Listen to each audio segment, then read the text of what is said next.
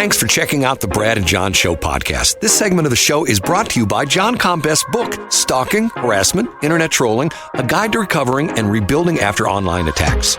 It's a great reference if you've ever been the unfortunate target of a social media attack. It's available on Amazon. Just search John Combest. That's C-O-M-B-E-S-T, John Combest, and the book will show up in your search results. Now it's time for another segment of the Brad and John Show. Can you handle it? I'm Egbert, the owner of this station. Check out my website at egbert.com. That's E-G-G-B-U-R-T, egbert.com. Now it's back to Brad and John. Check out their website at bjshow.co. The BJ Show? Come on, guys. Anyway, here's B and J. John, have you found the change on the website yet? I have not. You know what, Brad? I heard I'm not going to find it. It's right there in front of you. Okay, enough of that. We have an important phone call to make. I'm going to do this. Hopefully my phone's going to work right. I'm going to hit this and this. Here we go. One ringy dingy. See if this works or not. He should answer. Brad. Hey, Bill Eigel, how you doing? I'm doing fantastic, my friend. Thanks for calling. We were just talking about you because John Combest brought up the fact that you've done very well with fundraising in the last quarter. Yes, we had a great fundraising quarter. So since the start of this campaign, we have now raised over $3 million. And I tell you, everybody down in Jefferson City kept saying we couldn't do it, but here we are with 4 months to go. We're right in it. Well, now, Bill, I gotta be honest with you. You have the disadvantage is that you're not a statewide name like Ashcroft and Keyhole. How are you dealing with that?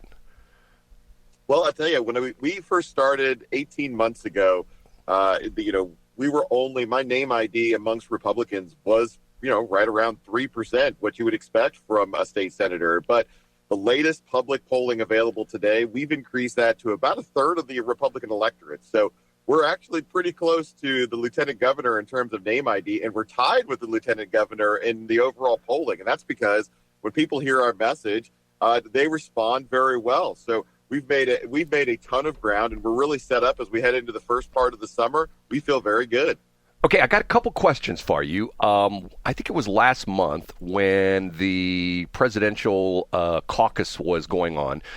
Cindy Cristofanelli, you know Cindy, correct? Mm-hmm. Yes, absolutely. Cindy sent me a recording. She sent a video of when they did the amendments for the platform, and she didn't start recording until the second amendment. We missed the first amendment. Can you tell me what that was? And these were your amendments, correct? Yes, so I had 5 amendments. Right. We had amendments dealing with eliminating personal property tax. That was in there. Eliminating the income tax in the state of Missouri. We had an amendment on making illegal immigration a state-level crime. We had an amendment on removing the machines from our election and going back to hand counting of ballots. And the last amendment I had was prohibiting the sale of our farmland to foreign countries. So we want to maintain control of our food supply. All of the amendments were overwhelmingly accepted and approved by the county level caucus. Well, we played that audio. Were you there at that caucus that day? Yes. Yeah, I had to present my amendments. Well, I was amazed in a couple of the amendments when they went with the yays, everybody went, yay. And when they went for the nays, there were a couple of them, nobody said anything. So you know how it is. I mean, nowadays, you put 10 people in a room and 10 people can't agree on anything. You put hundreds of people in a room and you know there's going to be, the majority who are going to go one way, the minority go the other way. You had unanimous amendments. Yes. Well, some of these amendments, like getting rid of personal property tax, Brett, 29 states have already gotten rid of personal property tax. So everyone, the only folks that are saying, no, we shouldn't get rid of personal property tax are the municipal taxing authorities that are terrified of a world in which we remove one of their revenues of one of their streams of cash. So whether you're this, and this isn't just even a Republican thing, Republicans, independents, Democrats all understand that getting rid of personal property tax is not a discussion about whether or not we should fund those local services, which most people believe are very important to our communities and want to continue to do so. It is a conversation about whether or not the right way to fund those services is by charging people rent of their cars every December 1st. So these are the things that the people have sent us to Jefferson City to accomplish, and we just never seem to get beyond the campaign phase,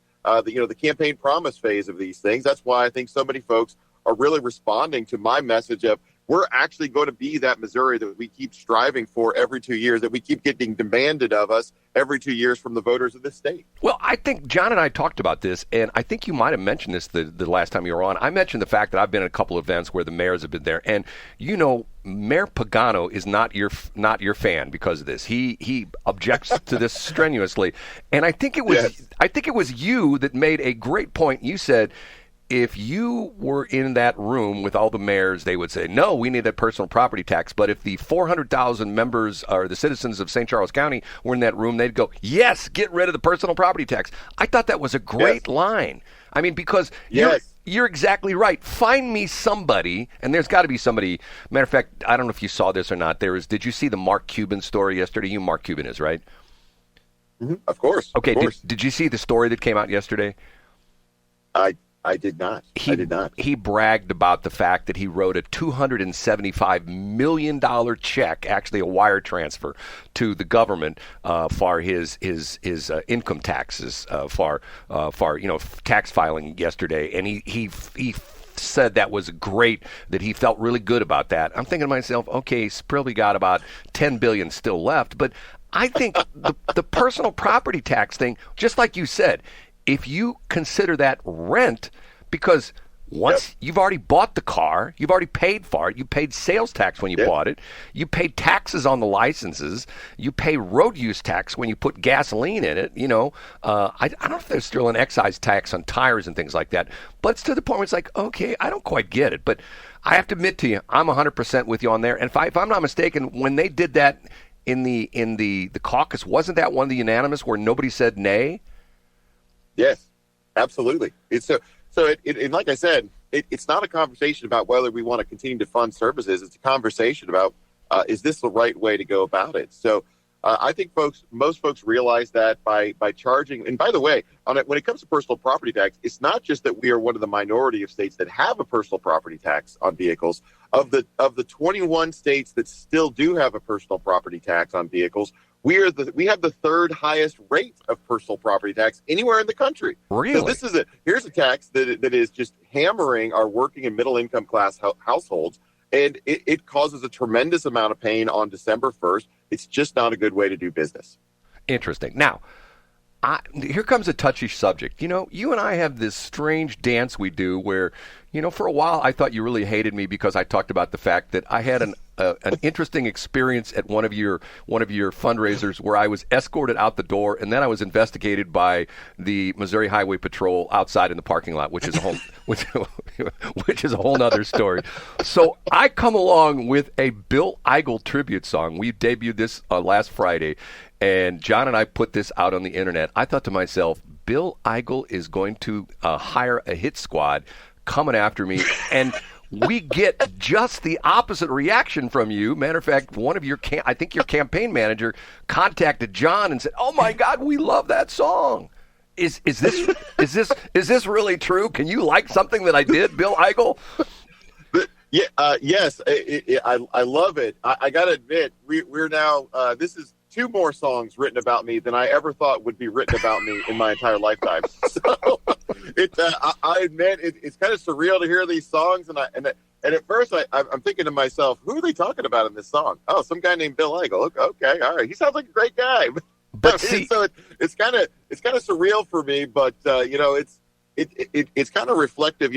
There was another song written by another supporter of mine, and I think that it really goes to show that folks are passionate, not about me necessarily, but about my message of this Missouri we're trying to get to, that is going to be a leader in these United States. We're going to do all the things that we keep promising and have been promising for years in campaign season, and folks are excited about that Missouri. So, hey, let's go Missouri. I love it. Yeah, but you'll notice in my song, I did not put Eigel in there, nor did I use the word beagle. So you should be happy about both of those, right? Right. I didn't use Eigel or Right beagle. on. Right. Bill, you know what? You're a good sport. I've said this before. I mean, and in full disclosure, I've known you for what, 15, 16 years, longer than that, when you were one of my clients, St. Louis time. Skylights. And by the way, John had a question. Did you start that company or did you buy it originally from somebody else? I bought it originally. So St. Louis Skylights was actually started back in 1987. Really? By a Navy veteran who kind of ran it part-time. And he was a full-time pilot and got employment elsewhere, had to leave St. Louis. And so just about the time I was coming out of the Air Force, he needed to sell it. So I was just in the right place at the right time, and the rest is history. Interesting. And that company is still alive today. I saw one of the trucks a couple weeks ago. So, Bill, still alive today. They're out there replacing Skylights, St. Louis Skylights. Check them out. Bill, thanks for being a good sport. I'm glad you like the song. And I got one question for you. Did I get your height right at 6'6", or am I off? Ooh, 6'3". 6'3". You're taller than 6'3", aren't you? In this day and age of political exaggeration, we can go with 6'6". That's fine. I thought you were taller than 6'3". You know, when I stand next to you, I feel like I'm standing next to. I've got 3 sons. They're 6'8", 6'4", and 6'6". So you know, I feel like the shrimp of my family. And when I've stood next to you, I mean, you got to be taller than 6'3". You say just 6'3"? 6'3". Okay. 6'3". Well, Bill, best of luck. Congratulations on raking in all that money. And are you spending – here's one last stupid question for you. Are you spending a lot of your time on the other side of the state to get more awareness over there, or were you really spending a lot of your time campaigning? Actually, right now we're driving around going to every county Lincoln Day, so I'm kind of evenly spread around the state right now. And, you know, I kind of expect that to continue. We spend a lot of time down in Southwest. We were in Kansas City this weekend. But you know, I expect that to continue. We're go wherever somebody is willing to listen to me speak and answer questions. That's where we're going to be. Bill, pleasure talking to you. Thanks, Brad. Have a great morning. Bye-bye. Mr. Eigel, what do you think of him? Come on, John, be honest. Well, I think Bill's great. I mean, I think my bias has been clear that I like. First of all, my main bias, Brad, is helping you bury the non-existent beef that you thought you had. So I hate to like toot my own horn, but toot, because there is no beef. And I think it's great to have him on. Now, you know how I feel about having a bunch of candidates on, but I will say this, Brad, which is not a surprise to you. You do a great job, as always, when you have guests on, of not giving the same boring interview.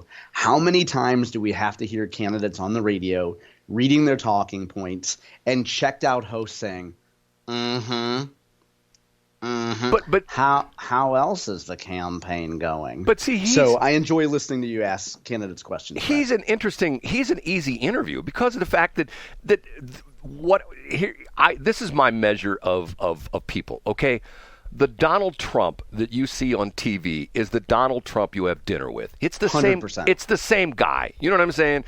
And absolutely. Bill Eigel is one of those guys. Bill Eigel is the guy you hear on the air. Is Bill Eigel when you run into him at Chamber of Commerce meeting or whatever it is.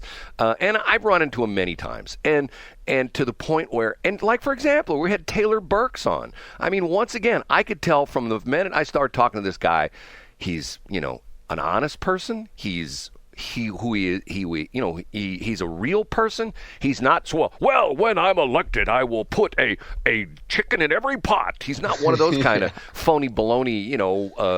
There's no facade. Right.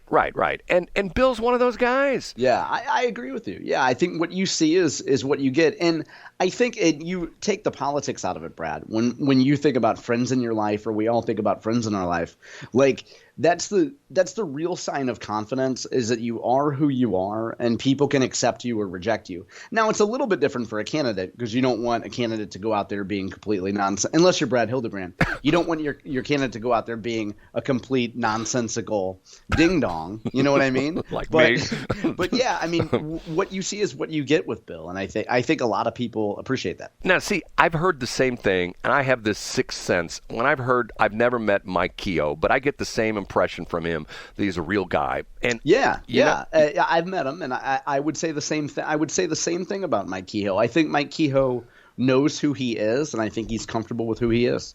But I'm going to say something you're going to like. I think the guy who lacks that ability is Jay Ashcroft. I would say that Jay probably seems to a lot of people to be a little more stiff, Brad. I think that's probably the best way to put it. Well, he didn't come into the political world, as a youngster. He was still he's some kind of an engineer, isn't he? A mechanical engineer or something like that? Yeah, that's right. And he didn't really come into the political light until 6-7 years ago or something like that? Well, he ran for state senate. He ran in a really tough race for state senate, and he lost that state senate race. And then he ran for Secretary of State and won that race. His father and I have a moment in my life that I share with my oldest son from time to time. You know what this story I'm going to tell, right? I do. Tell it again. My son was into motorcycle racing, and we went to the Dome. At the time, it was still the TWA Dome, and they have the big Supercross. The Supercross is the national tour of these elite off-road dirt bike racers, and it's on a course with all sorts of jumps and what they call the various areas of the track, the rumble sections, stuff like that. And as we're getting there, they're doing a pre-race show. Hey, and we want to welcome you all here, and blah blah blah blah. And the announcer, and we're up like in the nosebleed section, and the announcer says, and we are so happy to have Senator John Ashcroft here, and he's going to take a ceremonial trip across the dome.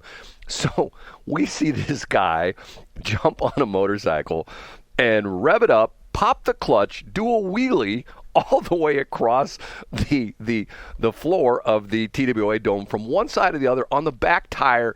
And I'm not talking a little wheelie. I'm talking this guy was not one of the 12 o'clock boys where he's like got the bike straight up in the air. But I would say he was at least like a 9 o'clock boy where he's got the bike at a 45-degree angle all the way across and I looked at my son and I said, that's not him. That's a fake.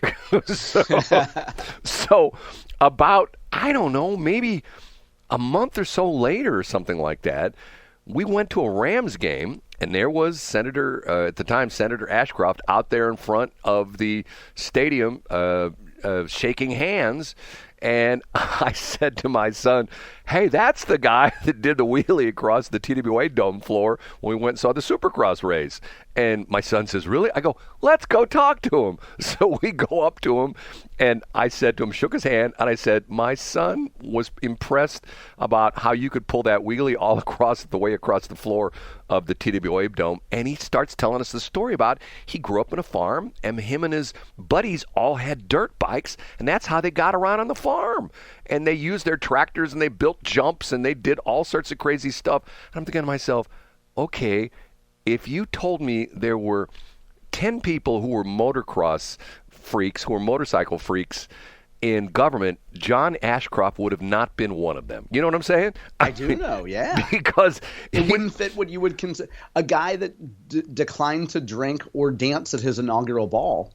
You would think wouldn't be a motocross guy. A guy that put clothing on Lady Justice, wasn't that his claim to fame? Yeah, he covered up her mammaries. Right, covered up her boobs because of the fact that he didn't feel comfortable. Can we say the B word on the air, Brad? Well, you say everything else this morning. We might as well say that. True. Okay, we're going to take a break. When we come back, we're going to talk about the Post-Dispatch article, editorial, which I found like, am I reading the Post-Dispatch? And you know which one I'm talking about? I don't. Okay, we'll talk about that. We'll talk about the Wentzville superintendent. And in total, disclosure mode, I have met her on 2 occasions. I actually did a podcast with her, and I was very impressed with her. But apparently things did not go well for her, and she dumped out. I didn't think she was been in for 2 complete years. Less than 2 years. Yeah, less than 2 years. And I'll be honest with you, I'm sort of sad about it. I really am, because I think there are some people that are getting caught up in this crazy, weird, how conservative can you be? The well, anyway, we'll talk about it. We'll talk about it. Okay. Thanks for checking out the Brad and John Show podcast. This segment of the show is brought to you by John Combest's book, Stalking, Harassment, Internet Trolling, A Guide to Recovering and Rebuilding After Online Attacks. It's a great reference if you've ever been the unfortunate target of a social media attack. It's available on Amazon. Just search John Combest. That's C-O-M-B-E-S-T, John Combest, and the book will show up in your search results. Now it's time for another segment of the Brad and John Show. Can you handle it?